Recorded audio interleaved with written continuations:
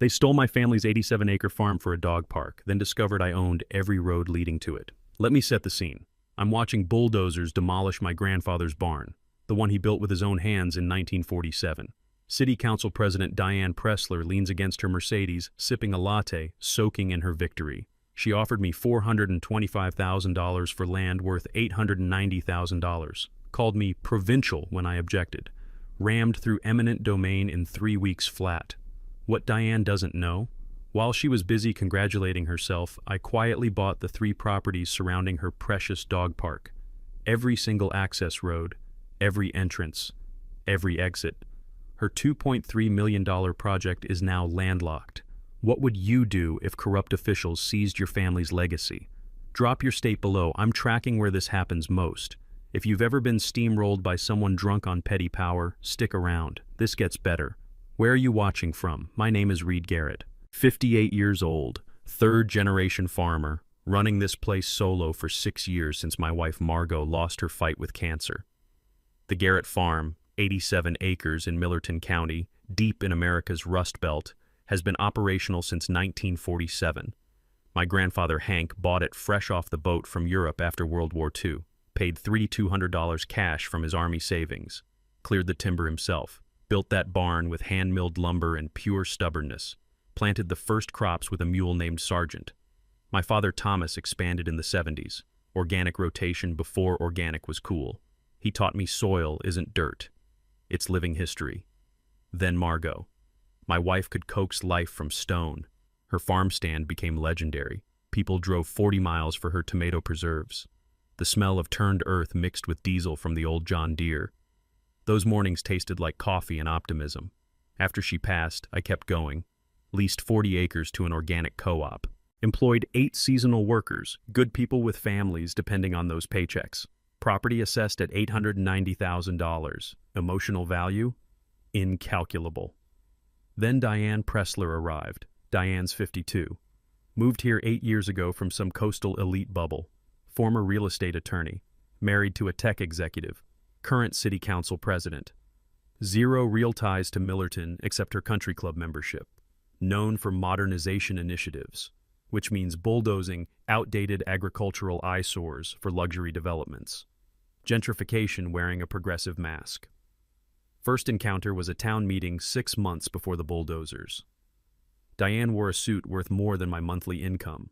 Her perfume, expensive, floral, chemical, invaded the room before she did. You could taste it, that cloying sweetness mixing with the stale coffee everyone else was drinking. She pitched the Millerton Green Spaces Initiative. 3 targets: my farm, an old lumber yard, an abandoned drive-in. I raised my hand, politely explained the farm was active, profitable, employed people, fed the community. Asked about alternative locations. Diane looked at me like I'd dragged manure across white carpet. Sentimentality doesn't pay tax revenue, Mr. Garrett, ice in her voice. Progress demands sacrifice from simple folk like yourself. Simple folk. Like we're museum exhibits. 3 weeks later, certified letter. Eminent domain notice. City claiming my farm for Pressler Memorial Dog Park and Community Recreation Zone, named after her late father, naturally. Compensation offer? $425,000. Less than half assessed value. For 87 acres and 3 generations of blood. Legal justification was copy-paste bureaucracy. Public good supersedes private interest. They included an environmental study, commissioned by Diane's college roommate, finished in 3 days, cost $120,000. Normal timeline? 6 weeks. Normal cost? 30 grand. The documents literally smelled like fresh toner and lies. I hired Luther Briggs, sharpest attorney in the county. He investigated and came back grim-faced. Read, it's rigged. Every approval fast-tracked. Public comment period cut from 30 days to 9. This decision was made before you ever got that letter. Here's the part that really burned. Construction contract for the dog park? $2.3 million. Awarded to Pressler Development LLC, owned by Diane's husband. Self-dealing hidden in plain sight. The objection hearing was theater. Packed chambers. Diane's supporters filled the front rows like a paid audience. I presented economic impact data, environmental benefits, Historical significance, testimonials from workers, none of it mattered. Diane sat at the council table wearing that cold smile, a predator that had already made the kill. The gavel cracked down, that sound, sharp, final, like bone snapping. She leaned into her microphone, voice syrup sweet for the cameras. Majority rules, Mr. Garrett. You have 90 days to vacate. 90 days to abandon everything my family built so she could put her name on a monument to corruption. I'm not the kind of man who rolls over. Never have been. The day after that hearing, I drove to the county assessor's office and spent 8 hours in a basement that smelled like mildew and forgotten paperwork, pulling every property record within 3 miles of my farm. That's when I found it. The thing Diane's expensive attorneys somehow missed. My farm borders County Road 47B on the east side only. 30-foot wide strip of cracked asphalt with a 12-ton weight restriction. Fine for pickup trucks and my tractor. Completely useless for construction vehicles or the daily traffic a dog park generates. The other 3 sides, all private land. Access routes crossed neighboring properties through old easements, legal agreements granting right-of-way, established back in the 50s and 70s when everyone knew everyone and handshakes meant something. Here's where it got interesting. I remembered my father dealing with easement renewals back in '98, complaining about the paperwork. Nothing's permanent unless you make it permanent, Reed, he'd told me. These things expire like milk if you don't watch them. Turned out he was right. Easements aren't forever unless specifically written that way. Most renew every 25 years and require written consent from current landowners. Without that consent, they're just expired promises on yellowed paper. I mapped every route with surveyor precision. North access crossed through Veldman orchards, 3 acres of overgrown apple trees.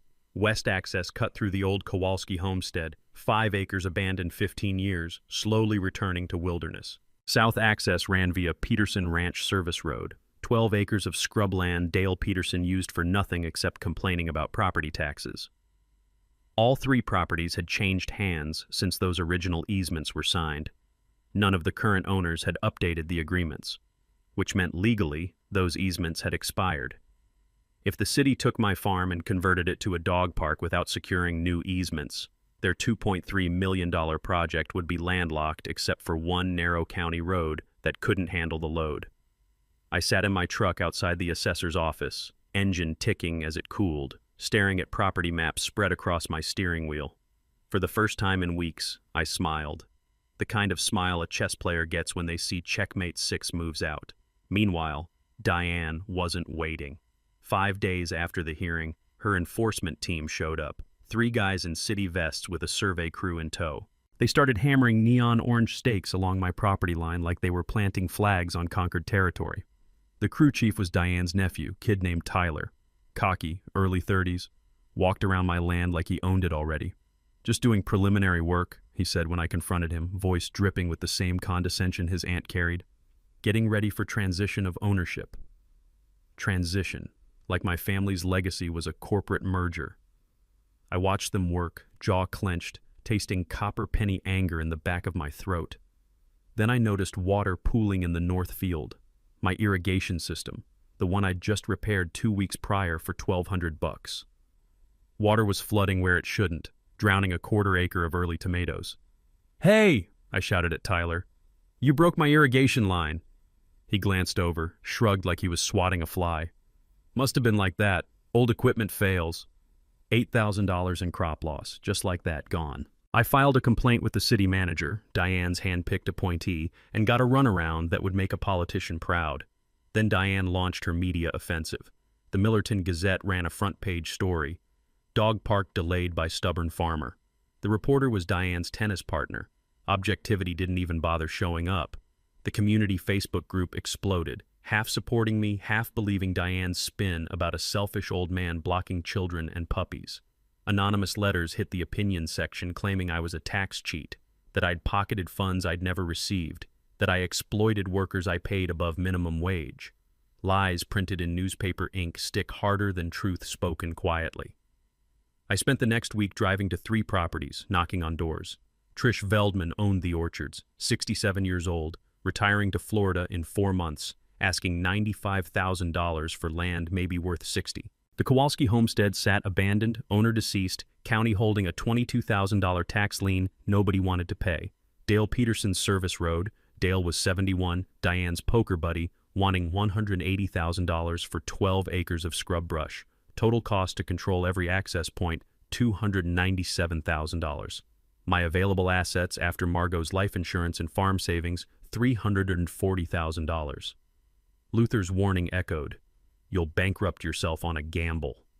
I sat across from Trish Veldman at her kitchen table, coffee mugs between us, afternoon light slanting through dusty windows. "I'll take it," I said. $95,000, cash, 3 weeks. We shook hands, calluses against calluses, first domino falling. The Veldman property closed in 3 weeks exactly. I used a shell LLC called Millerton Agricultural Holdings to keep my name off the paperwork, something I'd learned watching Diane's husband hide his construction contracts behind corporate veils. What's good for the goose, right? Trish got her asking price, I got 3 acres in the North Access Road, and Diane had no idea the land had changed hands. The county recorder's office doesn't exactly send out press releases, and I was counting on Diane's arrogance to keep her from checking. Next was the Kowalski homestead, and this required a different approach. The property had a $22,000 tax lien, money owed to the county that had been piling up interest for years. The owner was dead, estate stuck in probate, no heirs stepping forward to claim it. I remembered reading about tax lien investments in some financial magazine Margot used to leave in the bathroom, articles I'd skimmed while brushing my teeth, never thinking I'd actually use the information. Turned out counties love selling tax liens. They get their money immediately, and the buyer gets the property if nobody pays up within the redemption period. I paid the $22,000 to the county, then filed what's called a quiet title action, basically a legal process to establish ownership when the deed's unclear. No heirs contested it. Why would they? They'd ignored the property for 15 years. 45 days later, the deed transferred to my second LLC. The key thing I learned: counties want their tax money more than they want to babysit abandoned property, and patience beats deep pockets when you know how the system works. That left the Peterson problem. Dale wouldn't sell to me directly. He and Diane played poker every Thursday, and loyalty runs deep when you're betting on the same hands. But Dale didn't know my daughter Cassidy, and he definitely didn't know she worked in corporate finance in Chicago. She flew home for a weekend, created a third LLC on her laptop in about 40 minutes, then knocked on Dale's door wearing a business suit and her most professional smile. Told him she was an investor scouting vacation property development opportunities, asked about the service road parcel like it was just one item on a long list. Dale saw a pretty young professional with money and dropped his price to $165,000, probably figured he was charming her into overpaying for scrubland. Cassidy signed the papers, shook his hand, and flew back to Chicago. Dale never knew he'd just sold the key to Diane's kingdom to a Garrett. I signed that final deed sitting in my truck at dusk, fingers cramping around the pen, tasting that copper penny nervousness you get before a gamble either pays off or ruins you. Total spent, $282,000. Remaining liquid assets, $58,000. Timeline, 11 weeks since the eminent domain notice dropped, 7 days until they could legally seize the farm. Everything was in place, every access point locked down. 3 properties, 3 LLCs, 0 connection to my name in public records. Diane's dog park would be landlocked, and she wouldn't know until it was too late. While I was quietly buying up the county, Diane was making noise. Bulldozers arrived at my farm's perimeter. Couldn't enter legally yet, but the message was clear. Big yellow machines idling just beyond the property line, diesel fumes drifting across my fields like threats written in smoke. She held a press conference announcing the groundbreaking ceremony scheduled 10 days out, guest list reading like a who's who of state politics. State senator, newspaper editors, local influencers, everyone who mattered. Diane's quote made the evening news. This dog park represents Millerton's transformation from backward farming town to progressive community hub. Backward. That word again, like we were some embarrassing stain she needed to bleach away. She even visited me personally 3 days before the bulldozers were set to roll. Pulled up in that black Mercedes, walked across my gravel drive in heels that had no business on a farm. Offered an extra $50,000 as a goodwill payment if I'd vacate early, make her timeline easier. I was standing by the barn, what was left of it, wiping grease off my hands with a red shop rag. "I'll be out on time, Diane," I said, voice flat as Kansas. "You enjoy that dog park."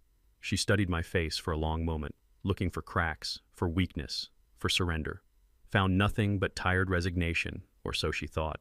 She smiled, that cold, victorious smile, and drove away trailing dust and expensive perfume.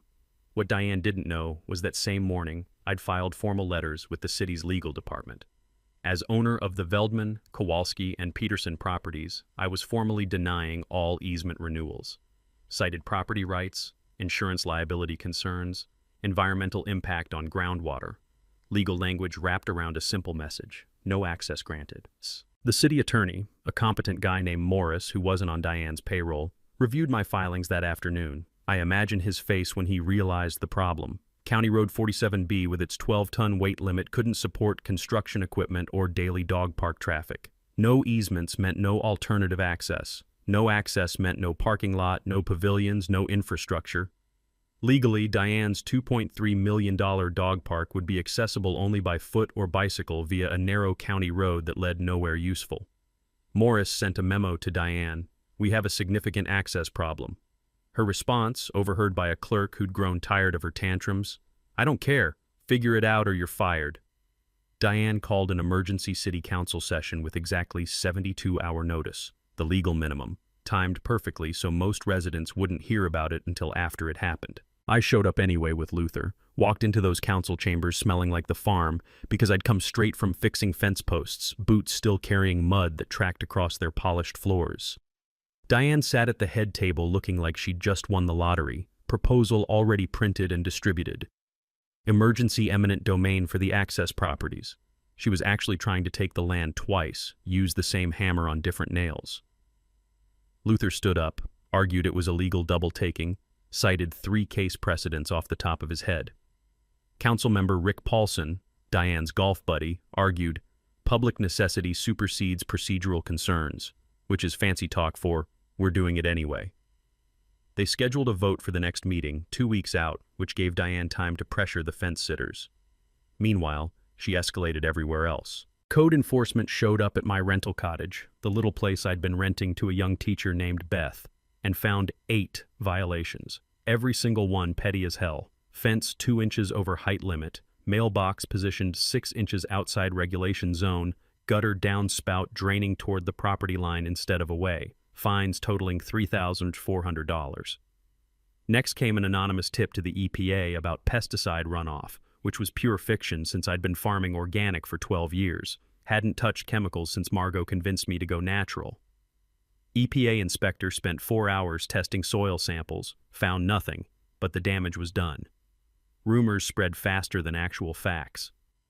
Then Diane's husband's firm offered to buy my 3 LLCs for $150,000 total, half what I'd paid, an insult wrapped in a threat. The message was clear: surrender now, or we'll destroy you slowly. The pressure campaign hit the media hard. Newspaper ran photos of sad kids holding dog leashes with the caption, "Children's dreams delayed by landowner dispute." Those photos tasted like bile going down, pure manipulation, exploiting kids for sympathy points. The local TV station did a segment about how one farmer's greed blocks community recreation space, never mentioning the self-dealing, the lowball offer, the corruption baked into every layer. Comment sections filled with people calling me selfish, greedy, stuck in the past. Half the town thought I was the villain in a story Diane had written herself. I realized I needed public support, needed people to see past Diane's spin. Started approaching local businesses, the ones she'd already crushed under her progressive bulldozer. Frank's Hardware had been forced to relocate for a boutique hotel project, lost half his customer base in the move. Maria's Millerton Diner lost its parking to a pedestrian plaza that nobody used, revenue down 40%. 3 generational farms had been pressured to sell for housing developments that never quite materialized, land sitting empty, families displaced for nothing.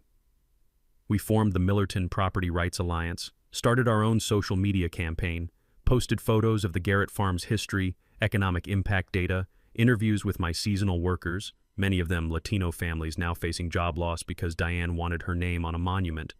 The counter-narrative started building, slow but steady, truth pushing back against her well-funded lies. I also did something that made Diane furious in a way I could see from across town. Erected 8-foot chain-link fencing around all 3 properties I'd acquired, surrounded her future dog park with agricultural barriers.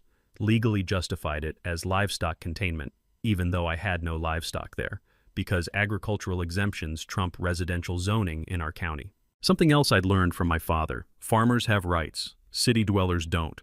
Old laws written when America actually valued people who grew food. The fences were legal, ugly, and blocked visual access to the dog park site. Diane couldn't touch them, but they humiliated her. Her precious project was now surrounded by chain link like a prison yard. 3 days before the council vote, I got an unexpected visitor. Tyler, the survey crew chief, Diane's nephew, showed up at my door around sunset looking like he hadn't slept in a week. His wife was pregnant, he told me, first kid, and guilt was eating him alive. He'd been the one who broke my irrigation system, following Diane's direct orders to send a message.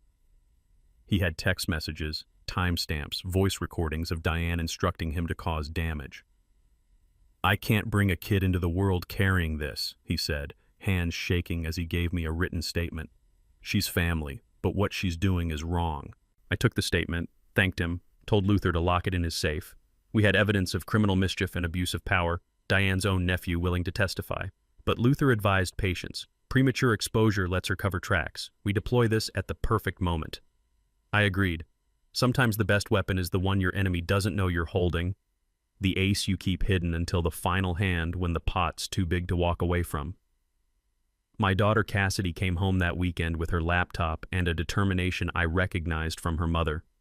She worked in corporate finance, the kind of job where you dig through numbers looking for patterns, anomalies, the things that don't add up. "Dad," she said, settling at the kitchen table with coffee that had gone cold an hour ago, "let me look at the public records. If Diane's dirty, the money will tell us where." She started pulling municipal bond documents, LLC registrations, contract awards, anything filed with the county or state that carried a public records stamp. I watched her work, fingers flying across keys, eyes scanning spreadsheets with the intensity of someone hunting buried treasure. 3 hours in, she stopped, sat back, said one word, "Gotcha." The dog park construction contract, $2.3 million to Pressler Development LLC, was owned 60% by Diane's husband, 40% by Diane herself through a trust structure designed to obscure her involvement. Self-dealing at its finest, the kind of conflict of interest that violates every ethics law on the books. But Cassidy found more. The project was funded by municipal bonds, $3.1 million issued to taxpayers who'd be paying it back for 20 years. Only $2.3 million was allocated for actual construction. The remaining $800,000 was labeled administrative costs, vague enough to hide anything. Cassidy traced those funds like a bloodhound following scent. She found $425,000 paid to consulting fees for a firm that employed Diane's former law partner, the same woman she'd practiced real estate law with before moving to Millerton. Another $120,000 went to that environmental study, the one Diane's college roommate conducted in 3 days. Normally that work cost $30,000 and took 6 weeks. This was corruption with a paper trail, every transaction documented because they thought nobody would bother looking. Cassidy explained something I'd never known, sitting there with spreadsheets glowing on her screen. Any taxpayer can request a municipal bond audit. It's public money, which means public oversight. If irregularities show up, bondholders can demand investigation and state authorities have to respond. Most citizens never exercise that right because they don't know it exists, but it's sitting there in the law like a loaded gun nobody picks up. She'd already drafted the audit request, formal language citing specific expenditures that appeared inconsistent with stated purposes. "We file this," she said, "and the Attorney General's office has to look. Election year, corruption case, small town David versus Goliath, they'll love it." I now held 3 weapons Diane didn't know existed. Proof of self-dealing buried in bond documents, evidence of property damage from Tyler's statement, control of every access point through those deeds.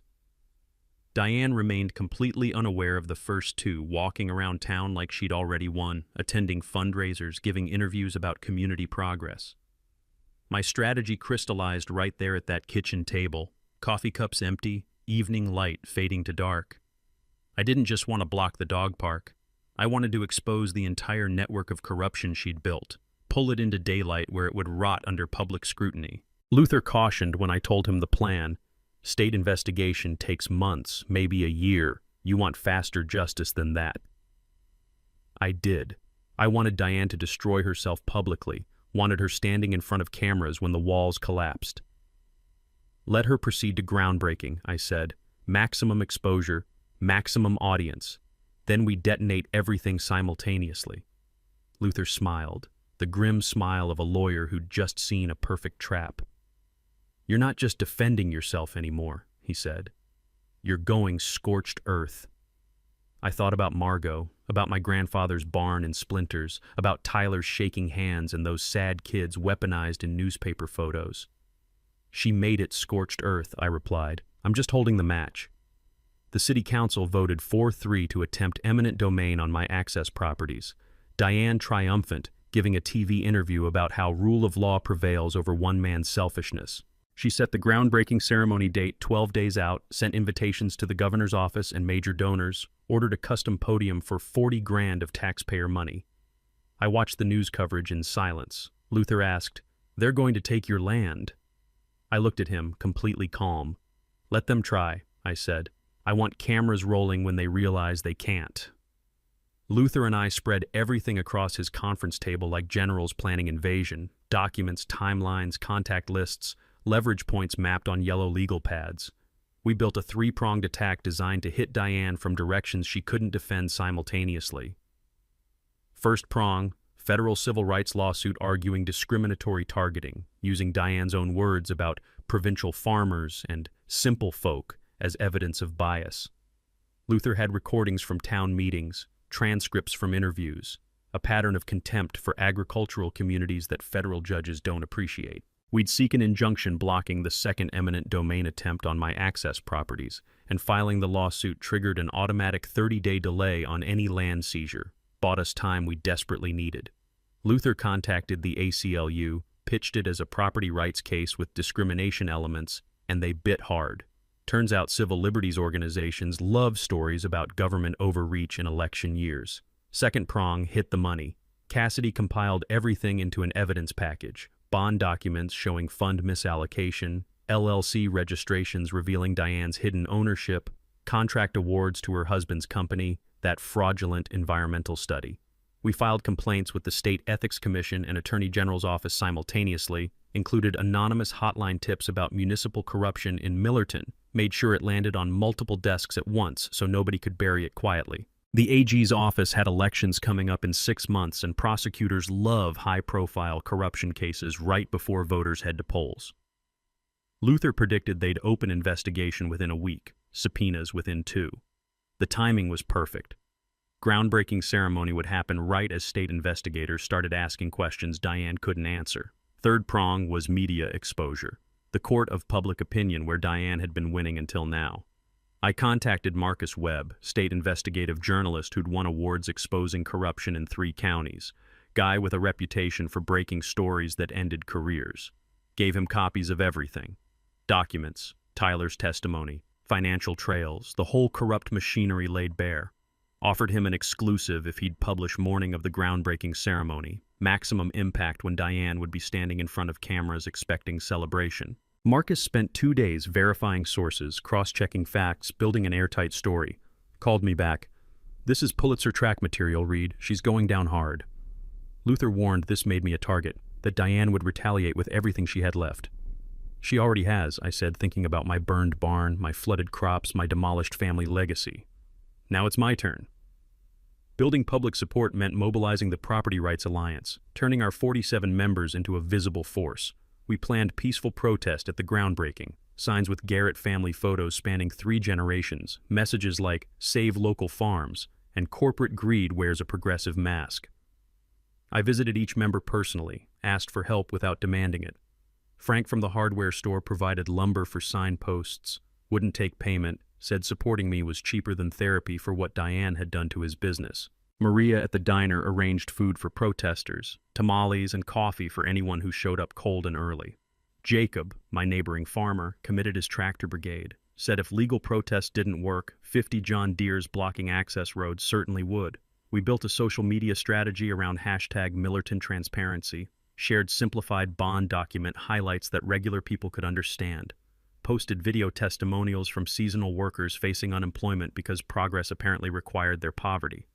The counter-narrative grew stronger daily, truth spreading through networks Diane couldn't control or buy. Then came the hardest part, liquidating everything I had left. My remaining capital sat at $58,000 plus farm equipment valued around $180,000. I sold the John Deere tractor, the one my father taught me to drive when I was 12, engine sound I'd heard every morning for 40 years. Sold the hay baler, irrigation equipment, everything with resale value. Raised $140,000 total, enough to fund the legal war ahead. The silence when they hauled that tractor away was louder than any engine roar I'd ever heard. Empty space where something essential used to be. I sold Margot's farm stand equipment too. Her preservation jars, the antique scale she'd bought at auction, tools she'd touched 10,000 times. Raised $12,000, donated every penny to the local food bank in her name because she would have wanted hungry people fed more than she'd want me hoarding relics. Total war chest, $210,000 for legal fees, expert witnesses, media campaigns, contingencies for whatever desperate moves Diane might make. Luther itemized the budget like a military quartermaster, $80,000 for federal lawsuit, $35,000 for expert witnesses, property appraisers and ethics analysts who'd testify if needed, $15,000 for PR consultant to coordinate messaging, $80,000 reserved for Diane's countermeasures because she'd throw money at problems until something stuck. Cassidy contributed $30,000 from her savings, said Mom would want this fight funded properly. Then my son Derek called, first time in 2 years since we'd fought about him leaving the farm for commercial aviation. He wired $20,000, asked if he could attend the groundbreaking, voice cracking like he was 17 again, asking forgiveness for some teenage mistake. I didn't understand what this place meant until they tried to take it, he said. I told him come home, told him I loved him, felt our family reuniting through shared purpose the way Margot always said we would when it mattered most. That night I stood in the empty equipment barn, everything sold except the land itself, and realized I wasn't fighting for property anymore. I was fighting for the principle that power without accountability is just tyranny wearing a smile. 6 days before groundbreaking, Diane learned about the federal lawsuit. Process server handed her the injunction filing outside a charity luncheon where she'd been posing for photos with the mayor.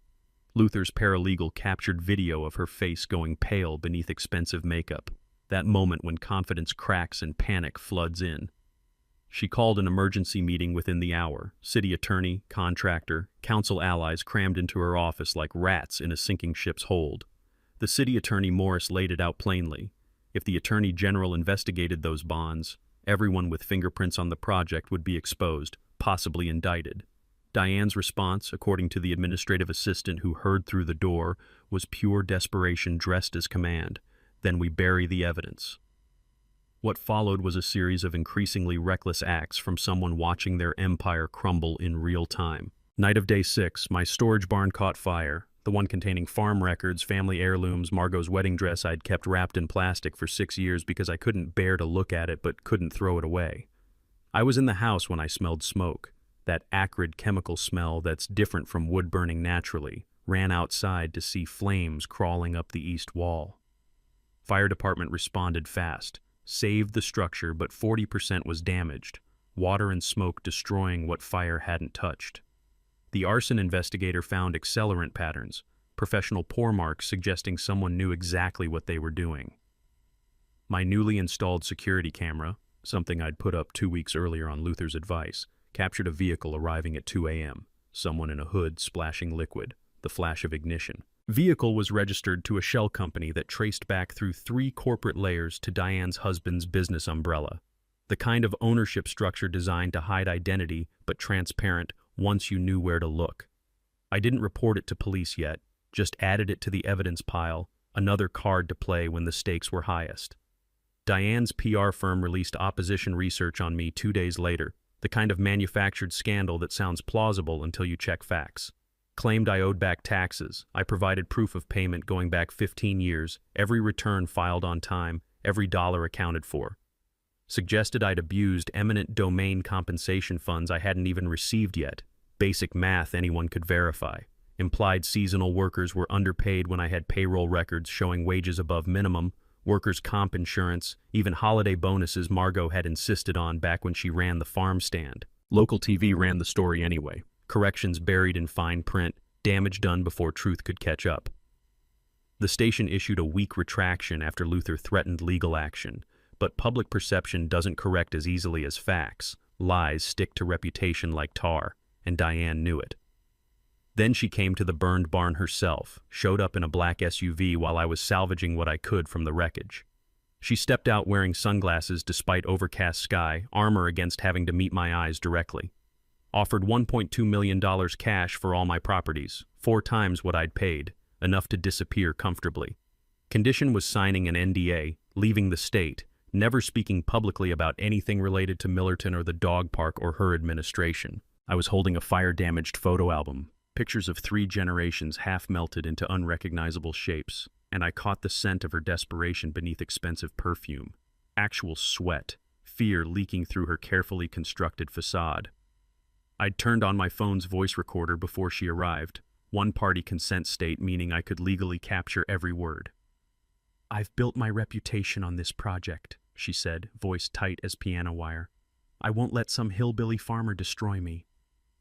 I looked at her directly, let silence hang heavy between us. "I'm not destroying you, Diane," I said quietly. "You did that yourself. I'm just making sure everyone sees it." She left spraying gravel, tires spinning like she could outrun consequences. I sent the recording to Luther, to Marcus the journalist, to the AG's office. Now we had proof of bribery attempt, witness intimidation, Diane's own words revealing how little she thought of people like me, how much she valued her image over anything resembling integrity. Luther called it a gift. "She's panicking, making mistakes. Desperate people always do." 3 days before groundbreaking, a city clerk contacted me anonymously. Lifelong Millerton resident named Sharon who'd watched the town deteriorate under Diane's leadership and decided enough was enough. She provided internal emails showing Diane ordering document destruction, communications proving she'd known about access issues 6 weeks prior, but chose to ignore them because addressing problems meant admitting mistakes. Included were messages where Diane pressured Tyler to recant his statement, threatened his job, his future, his family's security if he cooperated with any investigation. I forwarded everything to the AG, to Marcus, to federal court. We now had obstruction of justice, fraud, witness tampering, 7 different charges that could stick, each one enough to end her career and possibly her freedom. Luther smiled that grim lawyer smile and said, "We've got her. 7 ways to Sunday." I thought about Margot's melted wedding dress, about my grandfather's barn in ruins, about every small cruelty Diane had inflicted thinking she was untouchable. "Good," I said. "Let's make sure she knows it." 24 hours before groundbreaking, Marcus Webb's story was locked and loaded. Editors had approved it. Lawyers had vetted every claim. Publication scheduled for 5 a.m. online edition to catch morning news cycles. Diane somehow learned a journalist was running something, probably from a nervous source who owed her favors, and she tried everything to kill it. Called the newspaper publisher, fellow country club member she'd played tennis with for years, demanded the story be spiked for legal reasons she couldn't quite articulate. Publisher refused on First Amendment grounds. Turned out he actually believed in journalism when it mattered. Who knew? Diane threatened lawsuit. Publisher welcomed it. Cited anti-SLAPP laws protecting journalists from frivolous defamation suits designed to silence reporting. She was hemorrhaging control, watching her carefully built narrative fortress develop cracks she couldn't patch fast enough. She tried a different approach, announced she was moving the groundbreaking ceremony to private property, her husband's development on the east side of town, away from my access road complications. Problem was she'd already sent formal invitations to the dog park site. Governor's office had confirmed attendance at that location, and changing venues 24 hours out signaled weakness she couldn't afford politically. Elections were 8 months away, her council seat vulnerable if opposition smelled blood in the water. She was trapped between admitting the access problem publicly or proceeding with a ceremony at a landlocked site, either choice a loss. She chose pride over pragmatism, decided to barrel forward and hope momentum carried her through. That evening, emergency city council session at 8 p.m., Diane proposed emergency road construction, bulldozing temporary access through county land to bypass my properties entirely. County Commissioner Bill Hedges wasn't her ally. Older guy who'd been in local government since before Diane moved to town, and he refused the permit outright. "Environmental review alone takes 30 days, he said, voice flat. "You want me to violate state law for your photo op?" Diane actually threatened his job, said she'd campaign against him, use her fundraising network to bury him in next election. Bill leaned back in his chair, arms crossed, completely unbothered. "Go ahead," he said. "I'm elected, not appointed. Voters know me. They're just learning about you." The room went silent, that particular quiet when everyone realizes the emperor's clothes are transparent. Diane shouted at council members, slammed her hand on the table, voice climbing octaves as control slipped away. Someone recorded it on their phone, video leaked to social media within the hour. Diane, red-faced, shrieking about insubordination and incompetence, looking nothing like the polished politician she pretended to be. Hashtag Diane Disaster trended locally, comments brutal, her carefully crafted image shredding in real time. I spent that final evening at the farm with family, the last night the property would legally be mine before county took ownership at dawn. Derek had flown in from Seattle, Cassidy drove up from Chicago, and we walked the land together as the sun set. Three of us quiet with memories neither of them had known they'd missed until facing the loss.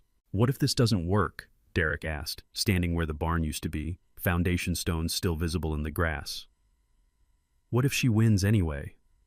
I looked at my son, this man I'd watched leave angry and return humbled, and realized he'd finally understood what I'd been trying to teach him about legacy and principle. "She already lost," I said. "She just doesn't know it yet."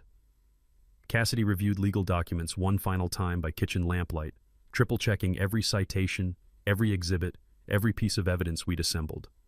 Luther called around 11, voice crackling through bad cell reception. AG's office opened formal investigation. Subpoenas issued for Diane, her husband, 3 council members, and the environmental study firm. It's happening. I thanked him, hung up, made my decision. Let the groundbreaking proceed. Let Diane face media, protesters, and state authorities simultaneously. Let her stand in front of cameras expecting triumph and receive devastation instead. Midnight. I walked property lines one final time. Boots crunching gravel roads my grandfather had laid by hand 70 years ago, breathing air that tasted like rain coming, and soil settling, and something ending so something else could begin. Night sounds wrapped around me, crickets in the grass, distant highway hum, an owl calling from the tree line where Margot and I used to watch stars on summer nights before cancer took her and left me here alone. I encountered a deer in the north field where the barn once stood, young doe frozen in moonlight, eyes reflecting silver fear until she recognized I meant no harm and bounded away into darkness. Symbolic somehow, this moment of wild beauty in scorched earth, reminder that life persists even when men burn everything trying to control it. The farm's final night as my legal possession, but I owned the gates, controlled access, held every card that mattered. Morning would bring cameras and confrontation, state investigators and public reckoning, Diane's empire collapsing under weight of its own corruption. I was ready. More than ready.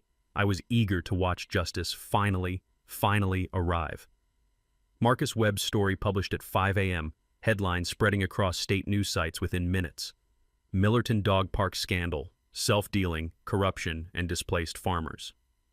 Article included every detail we'd compiled, bond fund misallocation with specific dollar amounts, Diane's hidden LLC ownership percentage, environmental study fraud with timeline comparisons, Tyler's testimony about property damage orders, financial trail so clear a child could follow it. Within 2 hours, 40,000 shares picked up by regional networks, morning talk radio discussing it between weather and traffic. Governor's office canceled attendance by 6 a.m., released statement expressing deep concern, calling for immediate investigation. State senator issued his own press release backing away from Diane like she was radioactive, suddenly remembering prior commitments that prevented attendance. Diane's phone must have been exploding with calls she couldn't answer because the truth was unanswerable, but she arrived at the dog park site at 7:30 a.m. anyway, black Mercedes rolling up to a scene nothing like she'd imagined. 80-plus protesters lined the county road entrance, bundled against October morning cold, holding signs we'd made in Maria's diner the night before. Garrett family photos spanning generations, messages about corrupt power and displaced families, agricultural workers holding pictures of children who'd lose stability when the farm jobs disappeared. Camera crews from 3 stations set up equipment, journalists smelling blood because Marcus's story had given them the scent. County sheriff waited near his cruiser, holding a manila envelope everyone knew contained the AG's subpoena, legal summons Diane couldn't ignore or dismiss. And me, I stood at the locked gate to County Road 47B, holding the deed to property she'd never known I owned, wearing work clothes and boots still muddy from walking land that was mine by right even if not by law anymore. Diane climbed out of her Mercedes in a designer suit probably worth 3 months of her constituents' rent, Mayor and City Attorney Morris flanking her like nervous bodyguards, and her face when she saw the scene was pure shock painted over with desperate composure. She marched toward me, cameras following, steps clicking on pavement, voice projecting that false confidence politicians use when everything's crumbling. "Mr. Garrett, please open the gate. This is a public event." I didn't move, just held up the deed so cameras could see it. "This is a private road, Diane. You need permission to cross. In writing, signed, and notarized." Her smile tightened, teeth showing. "The city has eminent domain. Open it or I'll have you arrested." I almost laughed. "Eminent domain on the dog park, sure. Not on my access roads. Check your paperwork." Morris, the city attorney, leaned close, whispered in her ear, and I watched her face drain 2 shades as he confirmed what she should have verified months ago. We'd taken the park but not the paths to reach it, built a castle on an island with no bridges. Diane pivoted to the cameras, tried to control narrative even as it slipped through her fingers like water. "This is exactly the obstruction I've been describing. One selfish man blocking community progress." I interrupted, voice loud enough for every microphone to catch. "Selfish? Let's talk about the $800,000 in missing bond funds, or the construction contract awarded to your husband's company, or the environmental study that cost $120,000 and took 3 days when it should have cost 30 grand and taken 6 weeks. The crowd murmured, cameras tightened on Diane's face, and I saw the moment she realized this wasn't a negotiation anymore, it was an execution. "Those are lies," she stammered, voice losing its polish. "Slander. I'll sue for every—" Luther stepped forward from the crowd, handed her a printed copy of Marcus's article like a server delivering legal notice. "It's in this morning's paper, Diane. State's already investigating. Everything documented, sourced, verified." The sheriff approached, boots heavy on gravel, voice professionally neutral. "Ma'am, I have a subpoena requiring your appearance before the Attorney General's office regarding municipal bond irregularities and ethics violations." Diane's face went from pale to gray, hand trembling as she took the envelope. Then the Property Rights Alliance struck. Frank from the hardware store stepped forward with a microphone someone had set up. "She forced my relocation for a boutique hotel, gave my building to her donor for $1. Maria from the diner. "Her pedestrian plaza killed my parking. I'm down 40% revenue, struggling to keep staff employed." Jacob the farmer. "She called us backwards, said farming was dying, claimed we had no vision. We're Millerton's backbone, and she tried to snap us for her vanity project." Seasonal workers spoke through a translator, voices shaking with emotion and fear about futures suddenly uncertain. "We're losing jobs, losing homes, so she can build a monument to herself with our suffering as the foundation." Tyler appeared then, flanked by his attorney, and the cameras swung to him like predators finding fresh prey. "Diane Pressler ordered me to sabotage Mr. Garrett's irrigation system," he said, voice steady despite obvious fear. "I have text messages, recordings, documentation. I'm cooperating fully with authorities." Diane lunged toward him, actually lunged, lost all composure, and the sheriff had to physically restrain her, hands on her shoulders as she screamed, "You're all conspiring. This is a witch hunt, a coordinated attack." The mayor stepped away from her, literal physical distance, voice careful and political. "Diane, perhaps you should step down until this matter is resolved." She turned on him, wild-eyed, but there was nothing left to say because the truth was louder than any defense she could manufacture. I addressed the crowd then, cameras and microphones and witnesses all focused on this moment we'd orchestrated. "I didn't fight to save my farm," I said, voice carrying across cold morning air. "I fought because corrupt officials think power means immunity. They're wrong." I revealed the final piece, the move Diane never saw coming. "I'm donating these access properties to the county with conditions. 1. They're maintained as agricultural conservation easements preserved forever. 2. The dog park gets redesigned as a community garden and farmer's market, actually serving people instead of serving ego. 3. Independent audit of all city projects for the past 5 years. 4. Diane's immediate resignation." Silence hung heavy, everyone waiting for the other shoe. "If these conditions are refused, the properties stay private. The dog park stays landlocked. Her corruption becomes a permanent monument visible from space. County Commissioner Bill Hedges stepped forward, voice gruff but certain. "We accept Reed. Pending council vote, but we accept these terms." The crowd erupted in applause, cheers mixing with camera clicks, and Diane collapsed against the podium like someone had cut her strings. Justice tasted like sweet air after a storm, like breathing free for the first time in months. The sheriff escorted her toward his cruiser as cameras flashed, capturing the fall of someone who'd flown too high on borrowed power and discovered gravity still applies. The following week moved fast once momentum shifted. Diane resigned under pressure, facing 8 criminal charges: fraud, self-dealing, obstruction of justice, conspiracy, witness tampering, abuse of power, misappropriation of public funds, and arson conspiracy.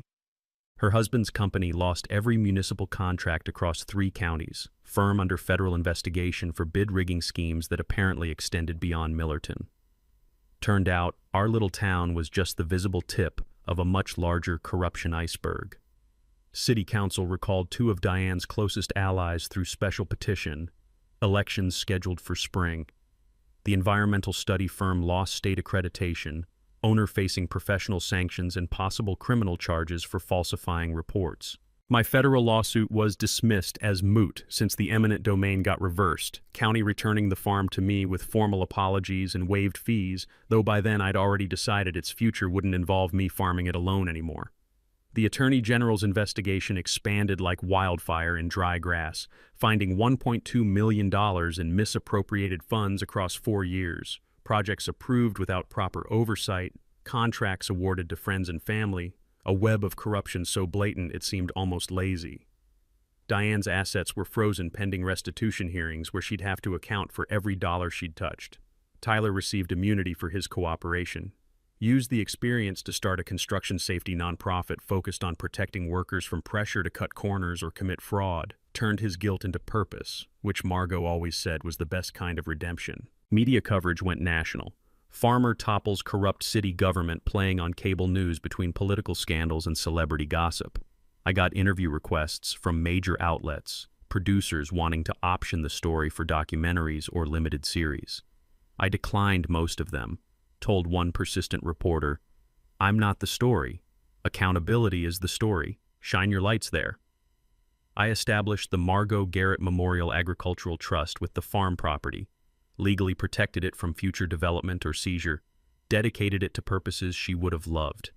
The trust's mission covered 3 things: preserve all 87 acres for organic farming education, provide scholarships for rural students studying agriculture or environmental science, and host an annual farmers market with free vendor booths for local growers trying to build businesses without capital. First scholarship went to the daughter of one of my seasonal workers, $25,000 toward her agronomy degree. Smart kid who'd been picking crops summers since she was 14 and dreamed of teaching sustainable practices in communities like ours. The dog park concept got reimagined as Millerton Community Gardens and Green Market, 40 raised beds for residents allocated by lottery, farmers market pavilion operating Saturdays year-round. Small dog area as compromise because some people genuinely just wanted space for their pets, and an education center teaching sustainable practices to anyone interested.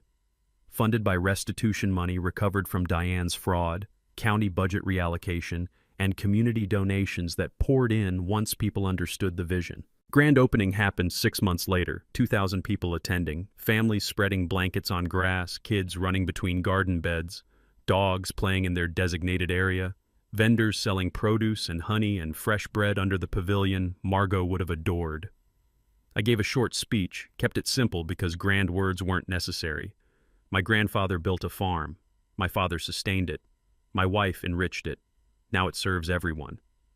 The smell of fresh mulch mixed with children's laughter, tomato plants standing in neat rows, spring air tasting like possibility, and hope and second chances earned through fighting when surrender seemed easier.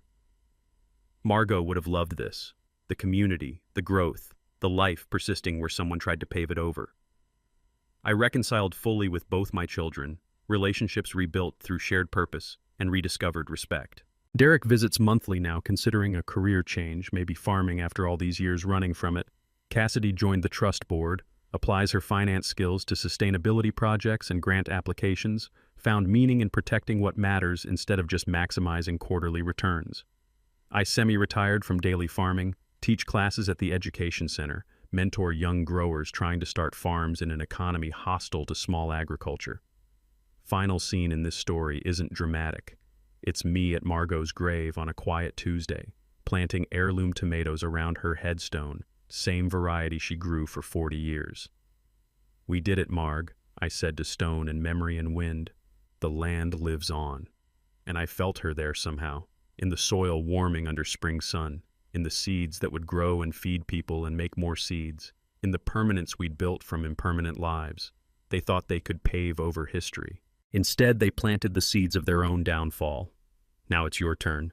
Have you dealt with corrupt HOAs, city councils, or petty tyrants with clipboards who think rules don't apply to them? Drop your story in the comments below. The best one gets featured next week. Remember this: public records are public. Bond expenditures, LLC registrations, council meeting minutes, it's all there, waiting for someone to look. Corruption hates sunlight, dies in transparency. If you believe small communities deserve big justice, hit that subscribe button. Next story. A teacher who outsmarted a superintendent's embezzlement scheme using FOIA requests and a spreadsheet. You won't believe the ending.